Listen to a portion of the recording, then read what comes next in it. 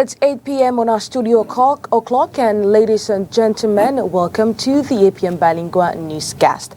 Well, we kick making news tonight. Minister Ibrahim Talba Mala, Minister Delegate at the Presidency in charge of public contracts, has kicked off the Public Procurement Programming Conference in Yaoundé for the 2025 financial year. Well, the conference aimed to foster discussions among project owners on improving procurement processes with a strong emphasis on digitization. Well, details will be yours in tonight's edition of the APM Bilingual newscast. Well, the American Chamber of Commerce, the European Chamber of Commerce, and the UK Cameroon Chamber of Commerce have signed a memorandum of understanding to enhance collaboration for trade and investment opportunities. This story and many more will be yours in tonight's edition of the APM Bilingual newscast. Ladies and gentlemen, welcome. Tonight's news opens in the French language with you, Léla Renateux. Good evening. Bonsoir à vous, la donnée Tondis. Mesdames, bonsoir. Monsieur, bonsoir. Et merci d'être avec nous. Il est 20h sur les antennes de Spectrum Télévision. C'est le journal. Procédure des marchés publics. Le ministre Ibrahim Talba Mala vient de procéder à Yaoundé au lancement des conférences de programmation des marchés publics au titre de l'exercice 2025. L'objectif est de permettre aux différents maîtres d'ouvrage de mener des réflexions sur la façon d'améliorer les procédures, notamment la digitalisation du système. Olivier Bouzique. Rendre disponibles et exécutoires dès le 1er janvier les plans de passation et d'exécution des marchés ainsi que les journaux de programmation des marchés validés qui en résultent en vue d'une exécution optimale du budget de l'État et des autres entités publiques. Tel est le principal enjeu de ces conférences de programmation des marchés publics de l'exercice 2025 lancées par le ministre délégué à la présidence chargé des marchés publics. Le taux d'exécution va avec la programmation. Il faut une bonne programmation et après la programmation, il faut une bonne exécution, un suivi. Et quand le suivi n'est pas bien fait, et puis il faut qu'on paye les prestataires, que les prestataires soient payés à ce moment, tout baigne dans l'huile. Pour le ministre Ibrahim Talba Mala, les maîtres d'ouvrage et maîtres d'ouvrage délégués qui prennent part aux travaux doivent avoir en esprit le développement local au bénéfice des populations. Et nous savons que nous avons des retards aussi parce qu'il n'y avait pas la digitalisation. Depuis un certain temps, nous avons amélioré. Nous allons le faire progressivement pour que la digitalisation prenne en compte la célérité de traitement des dossiers. Et à ce moment, nous pouvons, même s'il y a des renvois, rattraper les situations antérieures et aller de l'avant.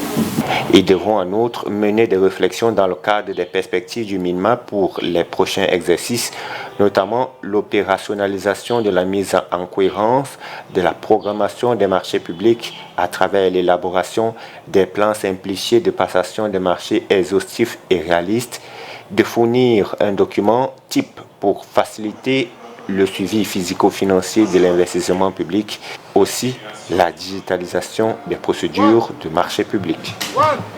The third edition of the Cooperative Markets has opened on Wednesday in Douala.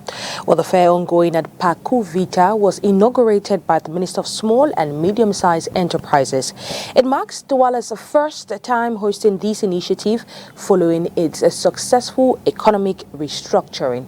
Let's get more details in this news. The third edition of the Cooperative Market is being hosted in Douala, aimed at connecting producers directly with consumers.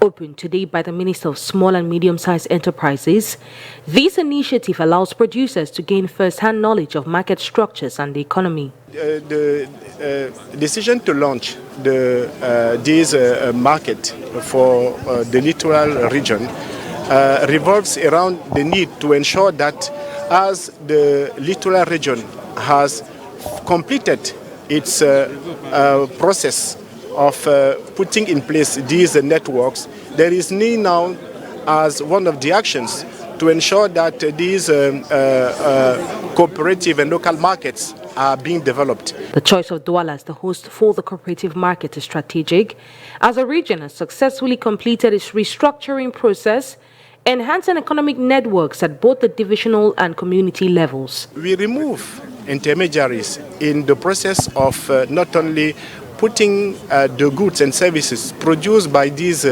local networks at the disposal of consumers, but also to ensure that the reality of a social economy business becomes translated into action in the littoral region.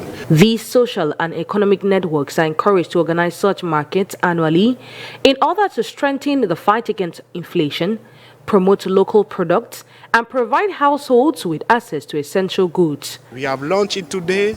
We believe that there is need to have at least monthly markets of this nature, and I am quite convinced that because of the dynamism and the capacity of the regional, divisional actors, local actors, to translate this into action, the littoral region is going to be more, let's say, efficient. This is Douala's first time hosting this event, which is currently taking place at Paku Vita in the Douala 5 municipality. Et avant son passage à Douala, le ministre Achille Basiliking a préalablement effectué un stop à EDEA aux 38 jeunes entrepreneurs accompagnés par la pépinière nationale. Pilotes d'entreprise viennent de recevoir leur certificat de fin de formation. C'était durant une cérémonie au cours de laquelle un partenariat a été signé entre le ministère des PME et la communauté urbaine d'EDEA. Orient Duncan.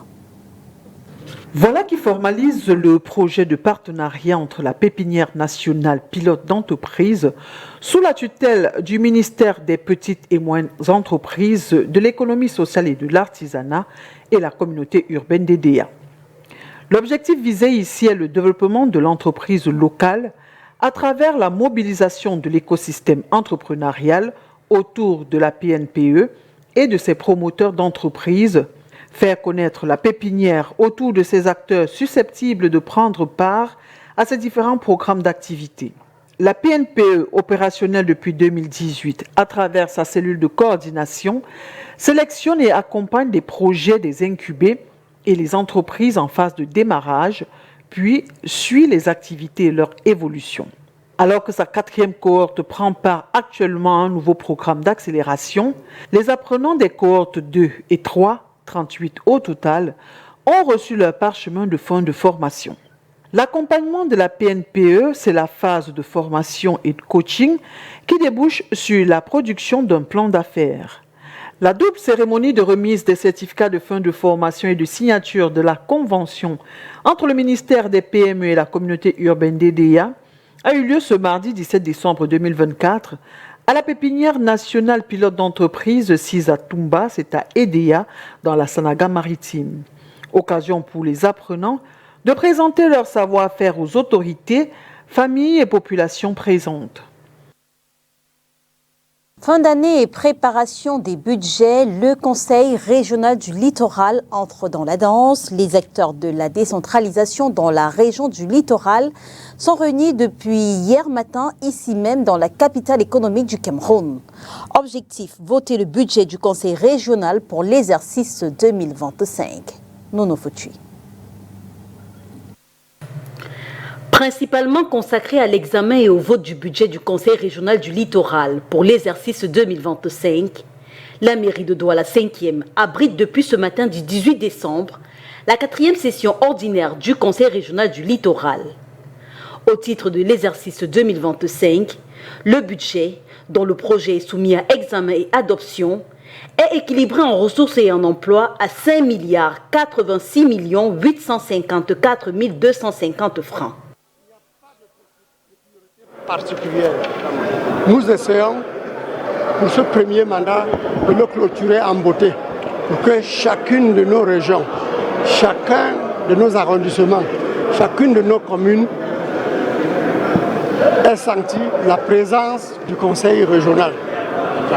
Ce qui est porteur d'espoir à travers des projets qui sont réalisés dans son territoire. Présidé par l'honorable Banlok Polycarpe, président du dit conseil, les travaux réunissent l'essentiel des acteurs de la décentralisation du littoral. Point d'ailleurs sur le transfert des compétences pour ce qui est de cette région. 1 milliard. En pourcentage, ça peut donner combien?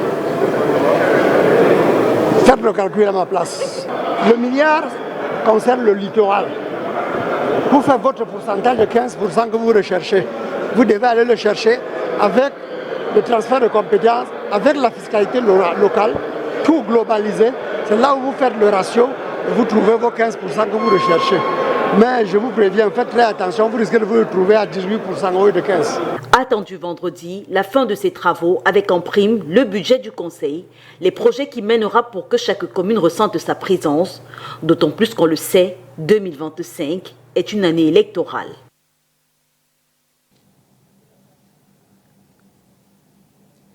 Now on to one of our lead stories. The American Chamber of Commerce, the UK Cameroon Chamber of Commerce and the European Chamber of Commerce have signed a memorandum of understanding to enhance collaboration for trade and investment opportunities. Well, this has taken place on Wednesday, December 18, here in Cameroon's economic capital. Let's get more details in this report. In an increasingly interconnected global economy, collaboration among business organizations is essential for fostering growth and innovation. Today marks a significant milestone as the American Chamber of Commerce, the European Chamber of Commerce, and the UK Cameroon Chamber of Commerce come together to sign a memorandum of understanding. This ceremony today, we are starting the foundations of something that is big, and that if you look at the list of our members, is absolutely admirable. Eurocham, AmCham, UK Cameroon Chamber of Commerce. The list of our members are unprecedented. So if you combine that, the power of that with the connections that we have into the different embassies, the European community, all the European countries, the UK, the Americans, which nobody can doubt. If you put all that force together, is a good force for change in Cameroon. This MOU aims to facilitate trade, investment opportunities and knowledge sharing among the chambers. By formalizing their partnership, they seek to leverage their network to support businesses in their respective regions, fostering economic growth and cooperation. We are setting up a platform for collaboration and strategic partnership that will allow to improve the attractiveness of Cameroon as an investment destination. We are all happy, and you are certainly noticed the wave of investors, potential investors coming in country.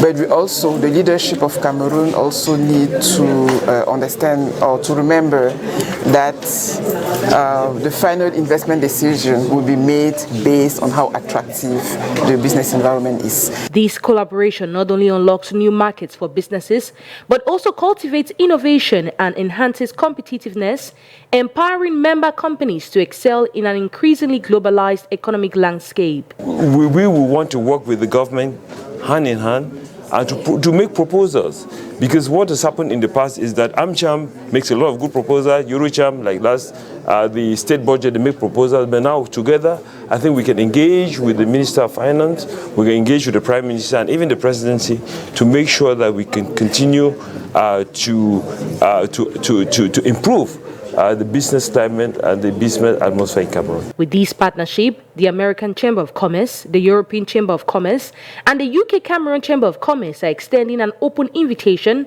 for other members to join their collaborative initiative. Well, Dr. Ilyas Pungong from the UK Cameroon Chamber of Commerce has issued an open call for other entities like GCAM to join the movement. Let's take a listen to him. For all the other chambers that we have, including GCAM, to join us. Together we are stronger, and private investors, that's where we have the biggest capital markets in our area, the market in New York, in Frankfurt, in Paris, and of course the UK Stock Exchange. That's where money comes from. So you can have your chambers of commerce in Cameroon, but without capital you cannot develop. So we are calling on them to join us, because together we are stronger. Et nous sommes à la fin du premier trimestre de l'année scolaire 2024-2025. Pour le syndicat des enseignants du Cameroun pour l'Afrique, les conditions de travail ne se sont pas du tout améliorées. Le CECA dénonce par ailleurs ces pratiques qui tendent à transformer l'école en comptoir commercial. Inès Pangan. Pour le Bureau national du syndicat des enseignants du Cameroun pour l'Afrique, l'école est devenue, entre guillemets, un comptoir commercial. Les clients sont les parents et les vendeurs, les ministères en charge de l'éducation au Cameroun. Entre autres, les frais d'informatique, le carnet médical, le Clean School, les fonds de solidarité et de promotion de l'éducation collectés dans les établissements scolaires et dont la gestion n'est pas maîtrisée pour le CECA. Il y a 5% des frais exigibles pour tous les élèves du Cameroun qui s'en vont au ministère. Normalement, le décret prévu pour cela disait que c'était pour les sinistres. Sinistres aussi bien pour les enseignants que pour les bâtiments scolaires. Mais rien n'est fait. Vous voyez des établissements comme le lycée d'Atoshi dans la Menoie où le toit a cessé depuis 2 ans. Le toit d'un bâtiment, rien n'est fait jusqu'à maintenant. Vous avez des frais comme ceux des carnets médicaux. Un élève qui est nouveau ou ancien paye 1000 francs chaque année pour un service qu'on ne voit pas. Même les frais exigibles aux examens officiels sont rassemblés de manière illicite par certains chefs d'établissement ou augmentés sans que la situation des enseignants ne soit améliorée. Vous savez que depuis 2 ans, ces frais-là sont en train de subir une augmentation. Laquelle augmentation n'est pas suivie de conséquences nécessaires, notamment celui du paiement des vacations des principaux acteurs que sont les enseignants dans cette histoire. Alors où va cet argent-là? Le premier trimestre de l'année scolaire 2024-2025 n'a pas été de tout repos pour les enseignants. Certains militants dans le mouvement OTS-CECA ont été menacés par certains délégués régionaux des enseignements secondaires.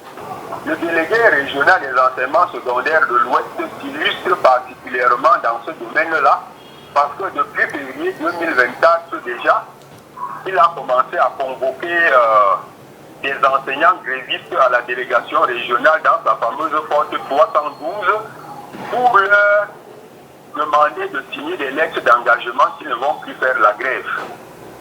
Ça c'est un. De deux, il convoque également des enseignants pour leur dire de ne plus faire la grève verbalement à ceux-là aussi. À la fin du premier trimestre, le Bureau national du CECA dresse le bilan. C'est au cours d'une séance extraordinaire tenue le 15 décembre 2024 à Bafoussam. Éducation encore, on parle cette fois des congés de Noël et des fêtes de fin d'année. Vous le savez, c'est très souvent l'occasion pour les tout-petits de faire montre des connaissances et autres aptitudes acquises durant les 3 premiers mois de l'année. Henri Goué nous propose d'assister à un spectacle grandeur nature dans une école de Bonamoussadi. C'est dans le 5e arrondissement de la ville de Douala. C'est à la queue leu et le pas sûr que ces artistes d'un jour se dirigent vers le petit podium de quelques centimètres de hauteur recouvert d'un tapis vert qui leur sert de lieu de prestation sous le regard bienveillant de leurs parents et la protection en continu de leurs enseignantes en cette journée ensoleillée du mardi 18 décembre 2024. Juste le temps de bien se positionner, d'esquisser un dernier sourire ou un geste à l'endroit des autres camarades qui attendent gentiment leur tour et c'est parti pour une performance chorégraphique digne des plus grands cabarets.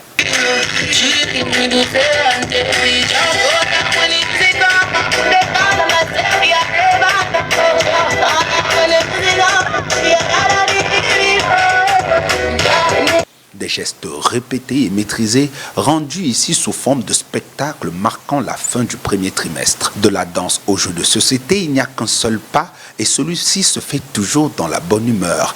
Yellow color, go ahead, voilà. Go ahead, pick it. Good girl. Le spectacle, qui a duré un peu plus de 4 heures, a été l'occasion de faire l'étalage des résultats impressionnants obtenus dans un laps de temps et fruit de beaucoup de patience et de sacrifices, ponctués très souvent de pleurs et autres caprices infligés par ces bouts de chou. Des connaissances acquises et surtout à préserver pendant les 2 semaines à venir, placées sous le signe des congés de Noël. Ce que j'aimerais dire aux parents, puisque nous leur remettons leurs enfants pendant cette courte période de congé, c'est de les suivre et pas seulement les laisser regarder la télévision et jouer. Ils doivent faire leurs devoirs et lire leurs livres afin de maintenir un certain niveau à leur retour pour le 2e trimestre. Ce n'est pas obligatoire de le faire tous les jours, mais une fois en passant, les parents doivent pouvoir s'asseoir et travailler à réviser avec leurs enfants, question d'éviter qu'ils oublient ce qu'ils ont appris durant cette période. Et pour ceux qui auront fait le tour des devoirs reçus, ils peuvent contacter les enseignantes qui leur diront quoi faire pour la suite. Oui, les parents, il y a des devoirs qu'on a donnés. Bon, ils doivent beaucoup jouer, parce que Noël c'est pour jouer. Mais sans oublier que janvier est là et c'est le trimestre le plus difficile. Donc ils doivent jouer, mais regarder un peu les cahiers, en pensant aux cahiers. Mais avant, place à l'arbre de Noël, autour duquel les plus gentils au cours des 3 premiers mois passés à l'école ont pu profiter des très nombreux cadeaux mis à leur disposition par le très gentil Père Noël, transformé quelquefois en maman. Merci maman pour mes cadeaux. Et jouer à toutes les amis. Joyeux Noël. Terre Redac, convoqué une nouvelle fois ce jeudi 19 décembre 2024 par le préfet du Vouri, maître Alice Com, a fait savoir qu'elle ne pouvait y répondre favorablement du fait de l'absence de son conseil. On a également appris ce jour qu'une plainte vient d'être déposée devant le commissaire du gouvernement près le tribunal militaire de Yaoundé contre maître Alice Com. Elle est accusée par l'Observatoire du développement sociétal de tentative d'atteinte à la sûreté de l'État, financement du terrorisme, financement de bandes armées. Vous le savez, c'est la suite après la suspension de 5 ONG et organismes à but non lucratif par le ministre de l'Administration territoriale. C'était le 6 décembre 2024. Et la localité de Sikoum, dans la région du littoral, va accueillir dans les prochaines années une ville nouvelle, éco-touristique, digitale et numérique, baptisée Ndolé City, du nom du légume, vous avez bien entendu. Le projet parrainé par le Premier ministre vient d'être officiellement présenté dans la capitale politique du Cameroun et on le découvre avec Inès Pangan.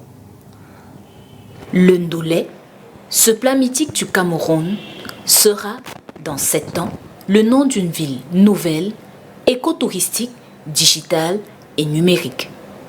Après 14 ans de maturation, le projet Ndolé City rentre dans sa phase de mise en œuvre dans la localité de Sinkoum, arrondissement de la Dibamba, département de la Sanaga-Maritime, région du littoral. Ce sera sur un site de 1500 hectares. Un projet dont le financement à mobiliser sera à hauteur de plus de 6 000 milliards de nos francs. C'est certainement, en tout cas dans le domaine du tourisme, le plus grand projet, mais c'est certainement aussi l'un des plus grands projets de développement dans notre pays. Les préalables administratifs et financiers déjà bouclés, les 2 premières années du projet serviront à la sécurisation des emprises et à la finalisation de la documentation. Ensuite, ce sera la réalisation des travaux des routes, des logements et autres infrastructures de base. À partir de la 5e année, la construction des infrastructures sociales et les 6e et 7e années, l'achèvement des travaux résiduels, la mise en vente et la signature des contrats. Célébration pour nous. Vous avez officiellement, en dehors de mes communications ou des communications de mon entreprise, la garantie que le projet est fiable. L'État souverain nous accompagne. Évidemment, tout projet d'investissement a un but, c'est d'atteindre le social, d'accompagner, n'est-ce pas, les couches défavorisées à une vie meilleure. C'est-à-dire trouver des emplois, les débouchés, les formations. En parlant de son impact social, voire économique, la création de plus de 2 millions d'emplois directs et le besoin de près de 12 000 entreprises nationales et sous-régionales pour la sous-traitance. Les populations attendent le développement, première chose. Les populations attendent d'être dédommagées parce que leurs terrains vont partir. Les populations attendent de travailler, n'est-ce pas, d'un commun accord avec leur partenaire World Dream Investment, Impex Team. Voilà, c'est ce que la collaboration totale.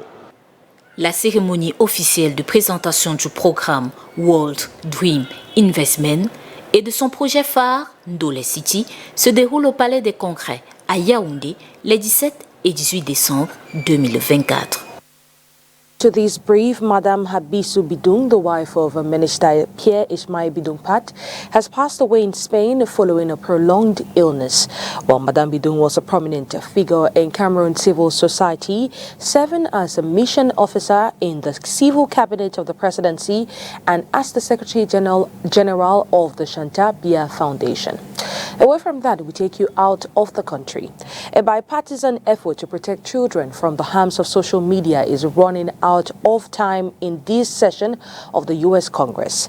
If passed, the Kids Online Safety Act would institute safeguards for minors' personal data. But free speech advocates and some Republicans are concerned that the bill could lead to censorship. Let's get more details in this report as filed in by our partners, The Voice of America. Social media is again under the spotlight on Capitol Hill. With just days left in this year's session, both Republican and Democratic Party senators are urging the House of Representatives to pass the Kids Online Safety Act. We have laws in the physical space that protect children from the harms of alcohol, tobacco, firearms, protect them from cyberbullying, protect them from exposure to sexual exploitation or pornography. In the virtual space, we do not have those laws. Blackburn is co-sponsor of the bill, the first legislation since 1998 that would provide online protections for minors. But House Speaker Mike Johnson, a Republican, says he's concerned the measure would limit free speech. I think all of us, 100% of us, support the principle behind it, but you got to get this one right. When you're dealing with the regulation of free speech, you can't go too far and have it be overbroad. And conservative groups seeking to limit the powers of government agree. I don't trust government officials to arbitrate fairly because they, by design, are political. And we've seen what happens when political people weaponize speech. And that is dangerous and it needs to be stopped.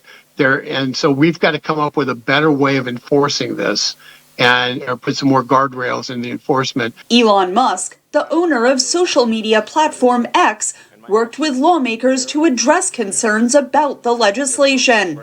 Democratic co-sponsor Richard Blumenthal said earlier this month. What we've clarified is that there's no censorship in this bill. There's no content moderation. There's no blocking of specific content. It is about choice, giving young people choice and their parents safeguards, tools to protect their children. Tech companies Meta and Google oppose the bill. President-elect Donald Trump has not expressed an opinion on the issue, but his son, Donald Trump Jr., posted to X saying, quote, "We can protect free speech and our kids at the same time."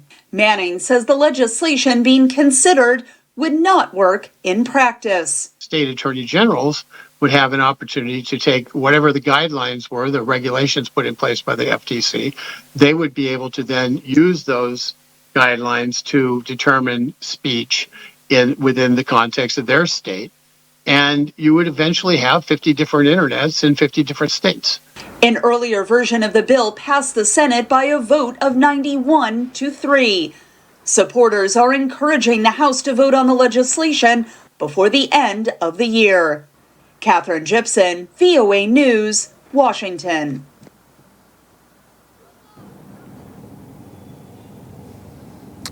That report puts an end to tonight's edition of the 8 p.m. bilingual newscast. Do have a wonderful time in the company of our programs. Good night to you, Leila Renkanzu. Bonsoir à vous, la Donnette Andessa. Mesdames et messieurs, merci de nous avoir suivis. On se retrouve dès demain 20h sur les antennes de Spectrum Télévision, si bien sûr Dieu le veut. Bonsoir.